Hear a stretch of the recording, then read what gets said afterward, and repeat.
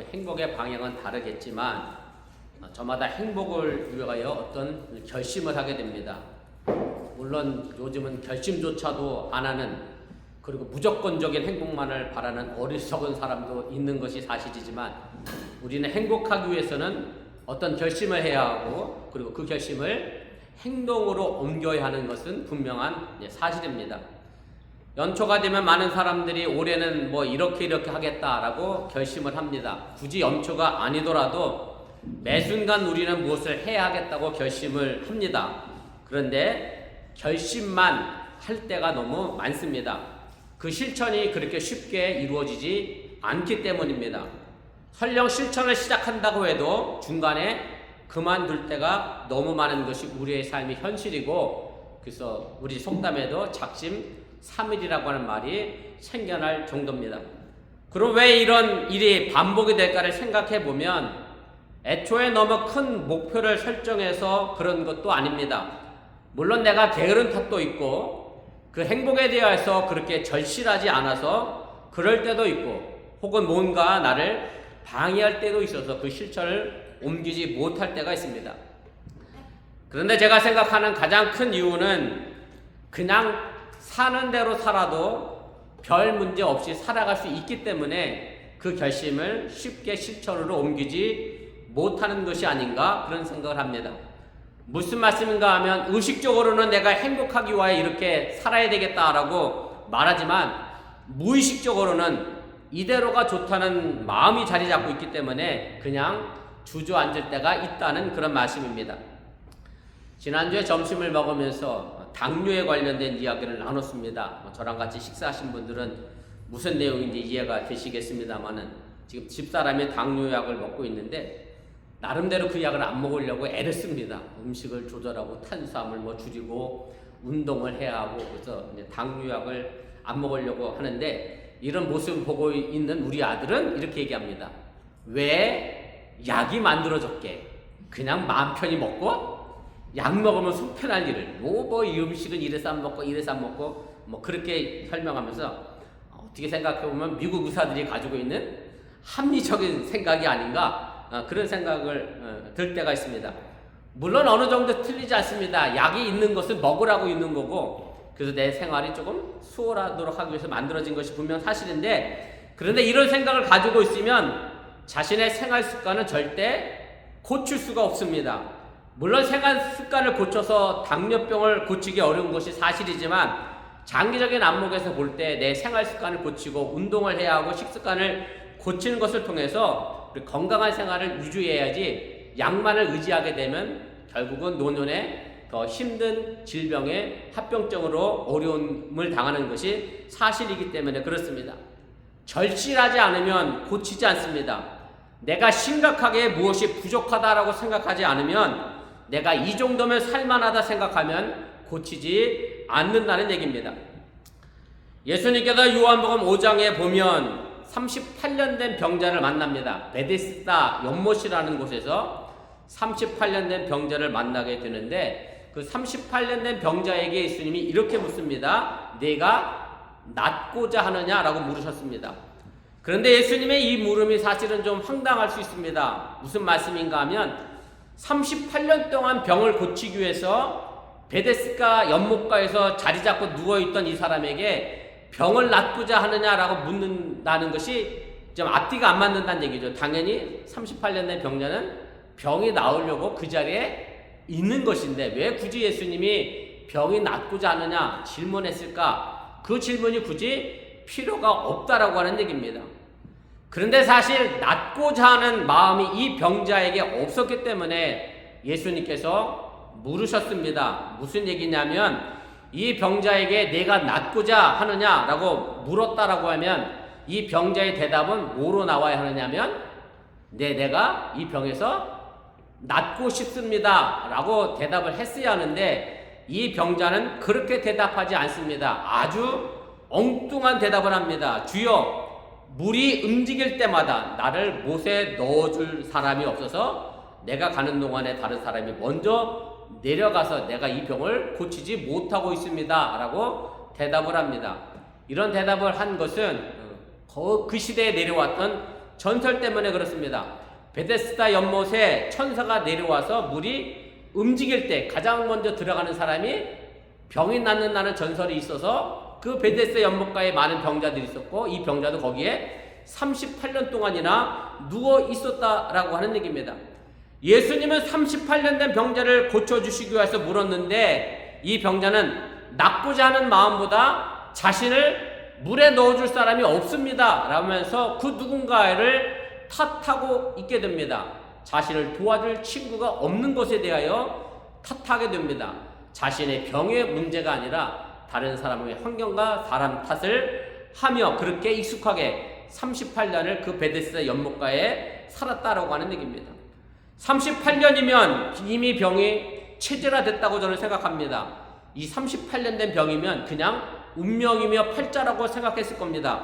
더 바랄 것도 없고 더 부족할 것도 없고 절실하지도 않습니다. 그냥 38년 동안 이렇게 누워 살았으니 누군가 또 먹을 걸 갖다 줬겠죠. 먹고 사는데 별 지장 없으니 더 바랄 것이 없는, 쉽게 말하면 이 병자는 부자였다는 말씀임을 여러분들이 기억하시기를 바랍니다. 오늘 본문의 말씀의 배경은 바로 부자에 관한 말씀입니다.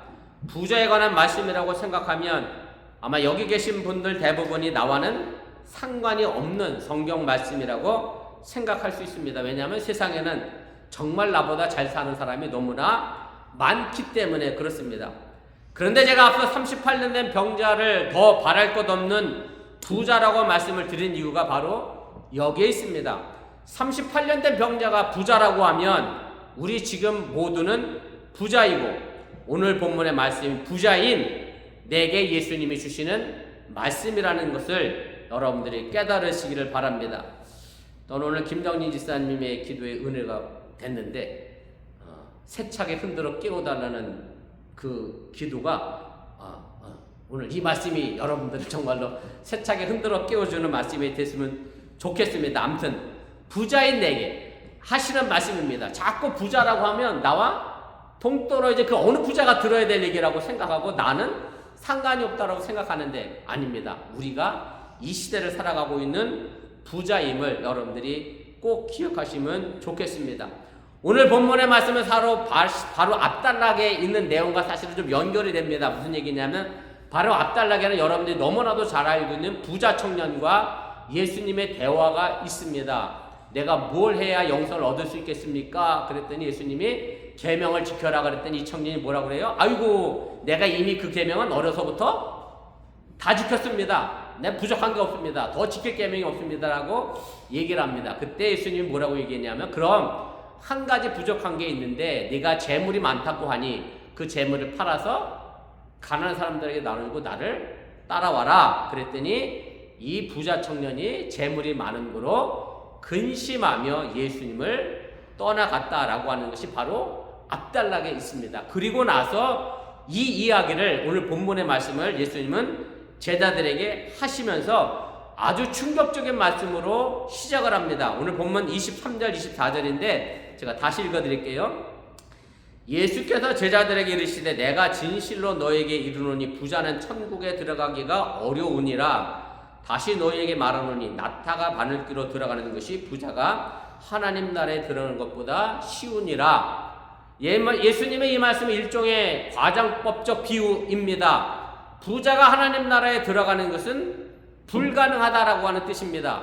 낙타는 당시에 팔레스틴 지역에서 가장 큰 동물이었고 바늘귀는 그 당시에 볼 수 있는 가장 작은 구멍입니다. 그래서 작은 구멍으로 가장 큰 동물 낙타가 지나갈 수 없습니다. 당연히 부자는 천국에 못 간다라는 선언을 예수님은 지금 하신 겁니다. 근데 이 말씀을 들은 제자들은 놀랄 수밖에 없었습니다. 왜냐하면 당시에 전통적인 사고 때문에 그렇습니다. 오늘 김전 지사님하고 아까 안내하면서 태을이 잠깐 얘기를 했는데 미국에서 자란 아이와 한국에서 커서 이민 오신 부모님 세대와의 가치관의 차이 때문에 우리 김전 지사님 조금은 섭섭하다 뭐 이런 말씀 하시죠. 근데 사실은 우리가 그 시대 문화를 생각하면 이 말씀이 굉장히 충격적인 거예요. 왜냐하면 2000년 전의 유대인들 생각에는 보편적인 생각은 부자는 무조건 천국에 간다는 생각을 가졌습니다. 왜냐하면 그 사람이 부자가 된 이유는 누구로부터 복을 받았어요? 하나님으로부터 복을 받았다. 그리고 가난한 사람은 누구에게 저주를 받아요? 하나님께 저주받은 사람이다. 그래서 부자가 천국에 가장 앞서가 있는 사람이라고 생각을 했는데 예수님은 지금 부자가 천국에 가지 못한다 라고 이야기하니까 너무 깜짝 놀랍니다. 그럼 부자가 천국에 못 가면 누가 가야 천국에 가겠느냐? 하나님으로부터 복을 받은 부자가 천국에 못 간다고 하면 하나님의 복을 받지 못한 그 다른 사람은 어떻게 천국 가겠느냐? 그것에 놀래 이런 질문을 합니다. 본문 25절이죠. 그렇다면 누가 구원을 얻을 수 있습니까? 라고 제자들은 놀래서 묻고 있습니다. 예수님 당시 유대인들은 오랫동안 신명기적 사고를 가지고 있었습니다.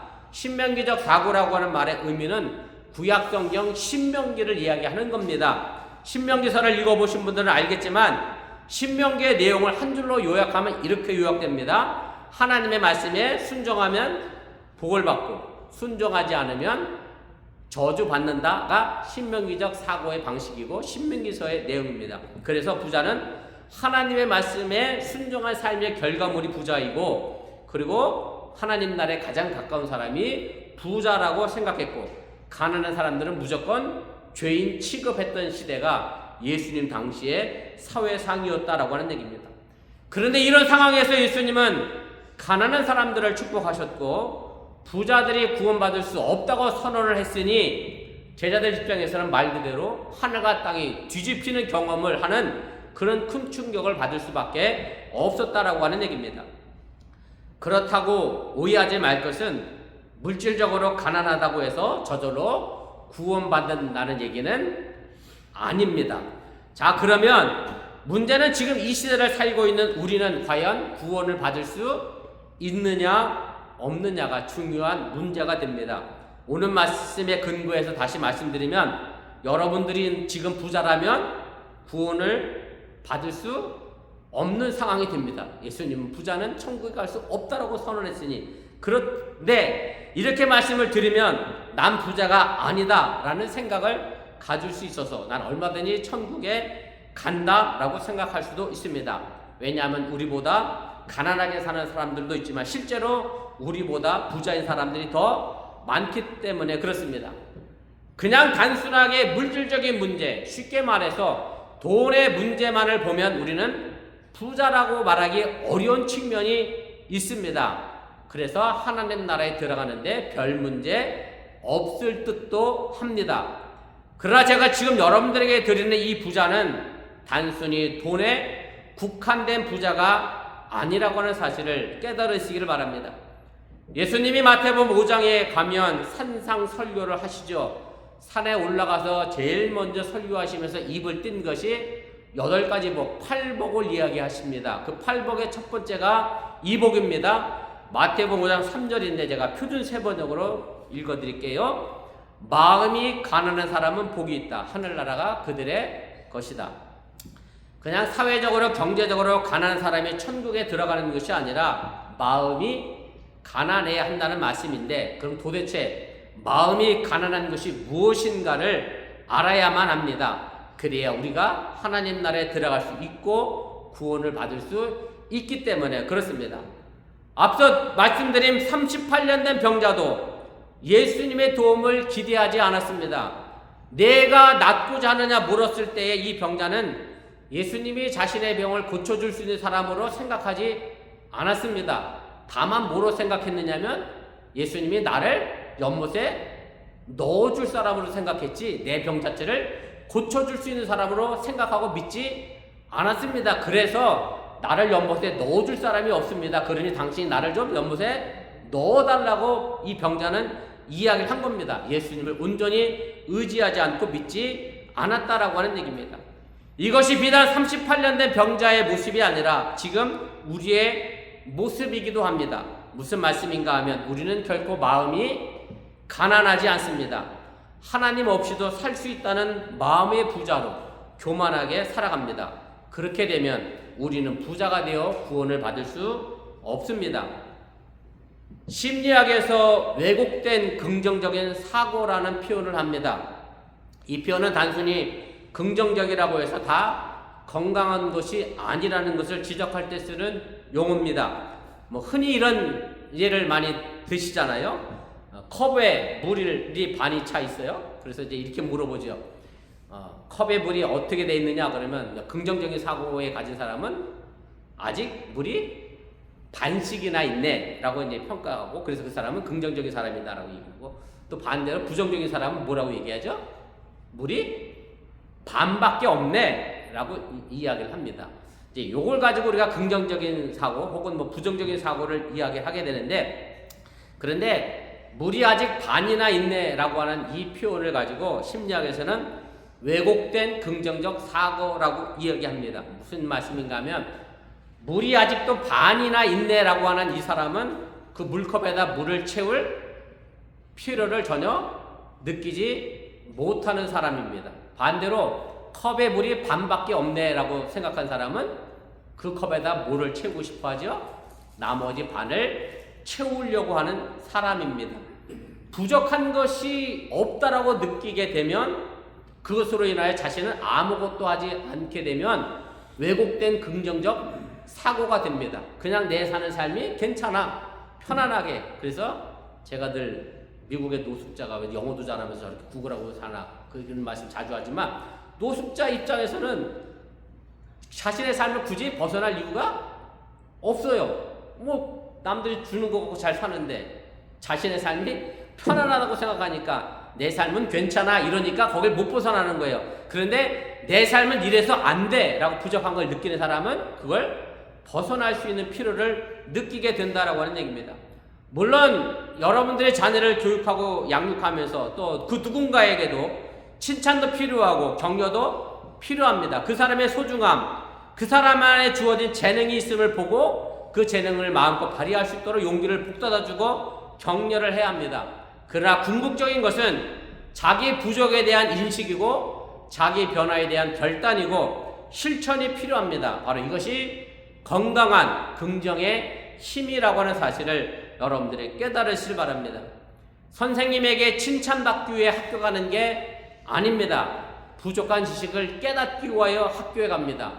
의사에게 당신의 건강이 좋습니다 라는 말을 들으려고 의사에 찾아가는 게 아니라 내 병에 부족한 것을 알기 위하여 나의 건강의 연약함을 위하여 병원에 찾아가는 겁니다. 신앙생활도 마찬가지입니다. 나의 신앙의 부족함을 알기 위함입니다. 내가 신앙적으로 가난해서 하나님의 도움이 절대적으로 필요한 것을 알기 위하여 신앙생활하고 있음을 여러분들이 깨달으시길 바랍니다. 하나님 앞에서 부족함을 알아야 그 부족함을 채우기 위해 기도도 하고, 그 부족함을 채우기 위하여 말씀도 듣고, 그 부족함을 채우기 위하여 헌신도 하고 예배도 드리게 된다는 말씀입니다. 지금 있는 상태가 그대로 좋다라고 하면 이미 그 사람은 신앙에 있어서 부자입니다. 그런 부자는 구원받을 수가 없다는 말씀입니다. 지난주 수요 성경 공부 시간에 제가 이런 말씀을 드렸습니다. 본문 내용이 이런 내용이었거든요. 예수님이 하나님 제자들에게 하나님 아버지께로 내가 조금 있으면 가게 될 것이다. 그래서 너희가 조금 있으면 나를 보지 못하겠고 또 조금 있으면 나를 볼 것이다. 이런 수수께끼 같은 얘기를 했어요. 그랬더니 제자들이 서로 수군대는 거예요. 아니 조금 있으면 보지 못한다는 말은 뭐고 또 조금 있으면 나를 본다는 말은 뭐지? 그럼 조금이라고 하는 그 시간은 도대체 얼마나 긴 시간이지? 그 부분에 관하여 서로 막 질문하고 궁금증을 가지고 이야기를 하게 됩니다. 바로 그 궁금한 질문에 대하여 예수님이 설명을 해 주시는데 제가 말씀드리고 싶은 부분이 바로 여기부터입니다. 질문을 하면 질문한 만큼 우리는 볼 수 있습니다. 질문을 해야 진리를 찾을 수 있다는 그런 말씀입니다. 하나님의 말씀도 자꾸 질문해야 합니다. 목사님이 여기서 설교하니까 무조건 아멘 하는 게 잘하는 신앙이 아니라 저 목사님이 설교와의 내용이 정말로 하나님의 말씀에 근거한 진리인가 질문하고 물어야 합니다.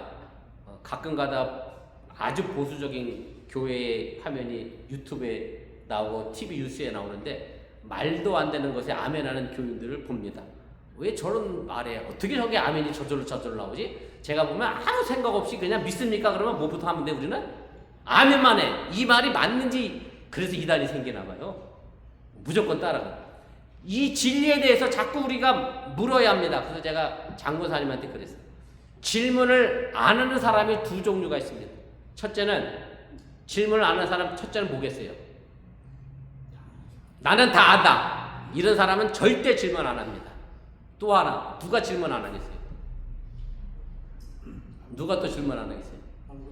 아무것도 모르는 사람이 질문 안 합니다. 애매하게 아는 사람이 질문하는 거예요. 궁금하니까. 내가 다 안다라고 하는 교만이 우리의 신앙생활을 잘못되게 만들 수도 있고, 하나님의 말씀을 전혀 모르니 뭘 질문해야 할지도 모르는 사람도 신앙생활을 하게 됩니다. 그러나 그 진리를 자꾸 질문하고 묻고 되새기고 내 것으로 받아들일 때 그것이 내 삶의 진리가 된다라고 하는 얘기입니다. 마치 약복강가에서 야곱이 천사와 씨름을 합니다. 엉덩이 뼈가 부러지도록 씨름합니다. 왜 그런 씨름을 합니까? 야곱은 하나님께 음성을 듣기 위하여 그렇게 씨름했습니다. 내가 당면한 고난과 상황에 대하여 끊임없이 씨름하며 왜 하나님이 내게 이런 어려움을 주셨지? 왜 하나님이 나에게 이런 형편을 제공하셨지? 내가 지금 해야 할 일이 무엇이지? 끊임없이 씨름하며 기도하며 하나님의 도움을 구할 때 바로 거기에 진실한 교회와 진실한 성도가 존재하게 된다는 사실을 여러분들이 깨달으시길 바랍니다. 그래서 여러분들 스스로가 자신에게 나는 성도인가? 나의 성도된 모습이 이게 진정 하나님께서 기뻐하시는 모습인가? 라고 끊임없이 질문하게 될 때 거기에 내 갱신이 있음을 여러분들이 믿으시기를 바랍니다. 지난주에 남편과 관련된 아내분들의 불만이 굉장히 많은데 있잖아요. 남편과 아내도 똑같아요. 사실은 나는 이만한 남편이다라고 생각하는 사람은 절대 안 고칩니다. 물론 고치기 어려워. 남편 고치기 참 어렵습니다. 아내도 고치기도 어려운 건 마찬가지야. 근데 내가 부족하다라고 생각하는 남편은 자꾸 뭔가 고치려고 하겠죠. 물론 더디지만 고쳐질 겁니다. 나는 이만하면 괜찮아.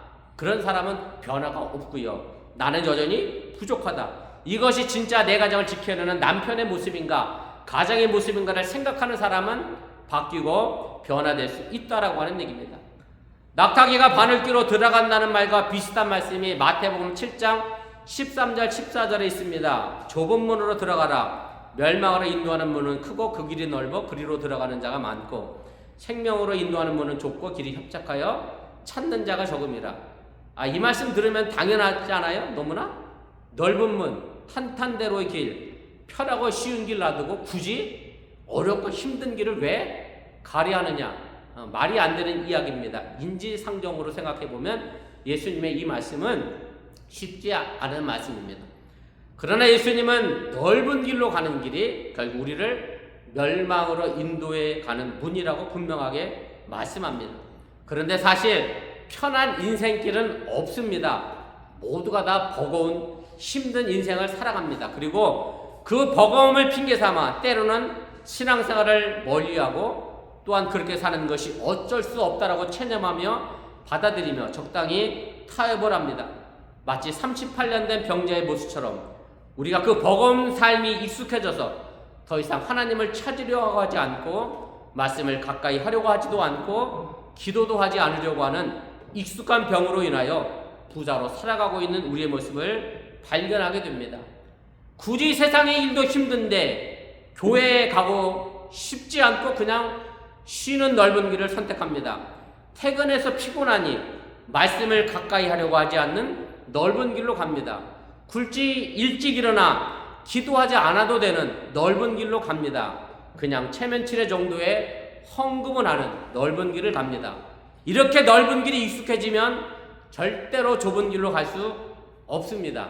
이런 부자들이 하나님의 나라에 들어가는 것이 낙타가 바늘귀로 들어가는 것보다 어렵다라고 말씀을 합니다. 사실 이런 점에서 보면 우리 모두가 부자입니다. 그리고 제자들은 그렇다면 누가 과연 구원을 받을 수 있느냐라고 묻습니다. 예수님은 26절에 이렇게 말씀합니다. 사람으로는 할 수 없으나 하나님으로서는 다 하실 수 있느니라.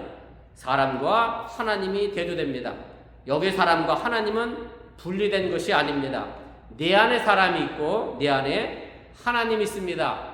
구원이 불가능하다는 사람과 구원이 가능한 하나님이 함께합니다. 사람은 사람의 자녀이기에 사람입니다. 또한 사람은 하나님의 자녀이기에 하나님입니다. 예수님은 요한복음 10장 34절에서 분명 우리를 향하여 내가 너희를 신이라 하지 않았느냐라는 시편 82편 6절 말씀을 인용하여 우리가 하나님의 자녀임을 분명하게 선언을 해 주셨습니다.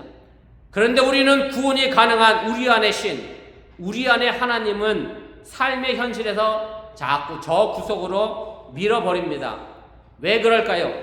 사람으로서 바라는 것과 하나님으로서 바라는 것이 서로 다르기 때문에 그렇습니다. 사람의 구원과 하나님의 구원이 다르기 때문입니다. 사람은 무엇이든지 가져야 구원이라고 생각합니다. 그러나 하나님은 자꾸 뭘 버려야, 좁은 길로 가야 그것을 구원이라고 말하고 있기 때문에 그렇습니다. 여기서 우리는 그럼 물을 것이 있습니다. 그럼 내가 도대체 뭘 버려야 하겠느냐라고 하는 겁니다. 아무리 생각해도 버릴 것이 없습니다. 행복의 원인이 재물이라고 생각하면 당연히 버릴 것이 없습니다. 자본주의 세상이라 부가 부를 만드는 속도가 굉장히 빠릅니다. 여러분들이 걱정하지 않아야 될 사람이 둘 있습니다. 기업인하고 연예인 걱정하지 마세요. 훨씬 여러분들보다 잘 삽니다. 그런데 처음부터 그 사람들의 부가 있었던 것은 아닙니다. 처음에는 사람의 생각이었고 결심이었고 그 다음에는 실천이 있었기에 부라는 것이 생겨나게 됩니다. 물론 금수저로 물려받은 사람들이 태반이긴 하지만 사회학자죠. 막스 베버라고 하는 사람이 쓴 책이 하나 있습니다. 우리 신학교의 필독도서인데요. 프로테스탄트와 자본주의 정신이라는 책이 있습니다. 초기 자본주의로 이행하는 과정에 자본의 축적이 어떻게 이루어졌는지에 관한 이야기를 쓴 내용인데, 프로테스탄트는 우리 개신교도를 얘기합니다. 천주교와 칼토릭과 구별되는 프로테스탄트, 쉽게 말하면 청교도 정신을 우리가 프로테스트라고 얘기하죠.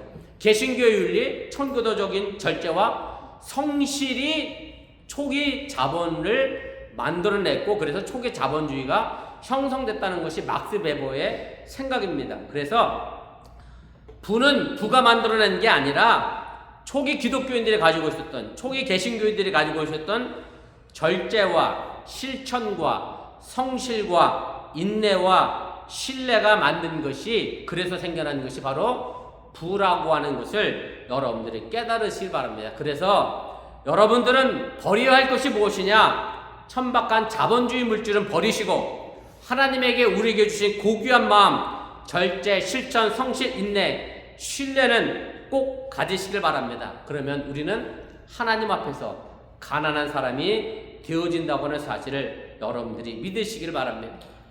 그래서 예수님은 아주 소중한 말씀, 그러나 우리에게는 너무나도 끔찍한 말씀을 들려주시는데, 본문 29절입니다. 왜 끔찍한지 잘 보시면 이해하실 수 있을 겁니다. 함께 읽어보겠습니다. 시작. 내 이름을 위하여 집이나 형제나 자배나 부모나 자식이나 전토를 벌인 자마다 여러 배를 받고 또 영생을 상속하리라. 제가 끔찍하게 들리는 말씀이라고 한 이유는 이해되시죠? 집을 버리라고 하네요. 형제도 버리라고 하고 자매도 버리고 부모나 자식도 버리라고 하고 전토를 버리라는 말 때문입니다. 여기 버림의 대상이 감사하게도 뭐는 빠져있죠? 아내와 남편을 버리라는 말이 빠져있으니 아유 그래도 집사람이 나는 버리지 않겠지. 강아지 안고 가야 같이 이사 간다면서요. 요즘은 아내와 남편을 버리지 않아도 돼서 참 다행이다라고 생각할 수 있는데, 성경의 다른 사본에 보면 아내와 남편도 버리라는 사본도 존재합니다. 여기서 버리라는 말을 그대로 받아들이면 뭐야, 부모도 버려? 형제도 버려? 자매도 버려? 자식도 버려? 남편과 아내 다 버려? 뭐 이런 파렴치한 인간이 기독교인이야? 라고 얼마든지 생각할 수 있습니다. 그렇게 생각하시면 큰 오해를 만들어냅니다. 오늘 예수님께서 말씀하신 이 버리라고 하는 말은 모른 채 하면 파렴치한 사람이 되라는 말이 아니라 소유에 대한 반대의 의미로 쓴 겁니다. 다시 말하면 소유하려고 하는 마음을 버리라는 얘기입니다. 무슨 얘기냐면 자식을 소유로 여기는 한 자식이 자식의 인생을 자기답게 살아갈 수가 없습니다. 결국 그렇게 되는 자식은 어떻게 되겠죠? 부모가 자꾸 자식을 자기 소유로 생각하고 이래라 저래라 이야기하면 그 자식은 마마 보이가 됩니다. 지난주에 우리 집사람이 그 TV가 왜 알고리즘으로도 해놓으면 계속 나가잖아. 꼬꼬무라는 방송이 있더라고요. 꼬리에 꼬리를 무는 이야기인가 뭐 해갖고 어떤 사건을 특정으로 얘기했는데 20년 전에 일어난 사건인데 깜짝 놀랐어. 미국으로 유학 보낸 아들이 도박빚에 시달려서 집에 와갖고 강남에 9억짜리, 그때 당시 9억짜리 집이었대. 아버지 재산이 그렇게 많았대. 그래서 아버지와 엄마를 100번을 넘게 찔러 죽였어요. 이 아들 잘 되라고 뭐했는데 유학 보냈는데 한 달에 그때 당시 2,000불씩 용돈을 보냈대. 차도 사라고 차도 사주고. 그때 그렇게 키웠던 자식이 결국 부모를 죽이는 끔찍한 사건을 제가 우연찮게 보게 됐는데, 사실은요, 자식이 자기 말을 잘 들어야 한다고 생각하고 자꾸 자식에게 내 소유라고 생각하는 자식은 자식의 인생을 살아갈 수가 없습니다. 반대로 마찬가지입니다. 부모님도 마찬가지입니다. 부모님에 대하여 여러분들이 이래라 저래라 간섭할 게 아니라, 사실은 부모님도 내 뜻대로 모셔야 되는 게 아니라 뭐가 원하는 대로 부모님이 원하시는 대로 해드리는 게 제대로 부모님을 모시고 섬기는 일입니다. 부모에 대하여 내가 소유권을 가질 수 없다라고 하는 얘기고, 형제도 마찬가지고 자매도 그렇고 아내도 남편도 마찬가지입니다. 내 소유가 아니잖아요. 각자의 인생의 삶이 있어서 우리가 그것을 살려내기 위하여 내 소유를 주장하게 되면 안 된다라고 하는 얘기고, 그래서 그 소유를 마음을 버려야, 그래야 우리가 하나님 앞에서 형제를 살리고 부모를 살리고 자녀와 자매와 이웃을 살려내게 된다는 사실을 여러분들이 잊지 마시기를 바랍니다. 거기에 바로 풍성한 하나님의 나라가 있습니다. 예수님은 그렇게 해서 이렇게 약속을 하십니다. 여러 배를 받고 또 영생을 상속하리라. 삶의 풍성함과 살리는 유전자를 우리가 받게 된다라고 하는 얘기고, 원망하고 불평하고 자살하고 체념하고 경쟁하고 죽이는 유전자가 아니라 정말로 형제를 살리고 자매를 살리고 부모나 자식이나 아내와 남편을 살려내는 그 소유한 마음을 버리시고 그들의 생명과 삶을 존중히 여기는 마음을 여러분들이 가지시기를 바랍니다. 여러분들이 하나님 나라에 들어가길 원하시면 내가 가지려고 하는 마음을 내려놓으시고 온전히 마음이 가난해져서 하나님만 의지하시기를 바랍니다. 세상 안의 가치관은 내려놓고 하나님이 주시는 가치관을 통하여 이 땅에 생명을 나누시기를 바랍니다. 하나님이 하신 일에 동참하여 구원의 역사를 만들어 가시기를 주님의 이름으로 간절히 축원을 드립니다. 기도하겠습니다. 오늘 말씀을 기억하며 1분여 정도 함심해서 함께 기도하겠습니다. 하나님 나라에 들어가는 것 참 쉽지 않습니다. 이 땅에서 예수 믿고 구원받아 살아가는 삶의 모습이 어찌 보면 참 힘들고 어렵습니다. 목사인 저도 사실은 그 부분에 있어서 내가 잘하고 있다 여러분들의 단언하고 말하기가 어렵습니다. 저 자신도 여전히 씨름하고 고민하고 부단히 하나님께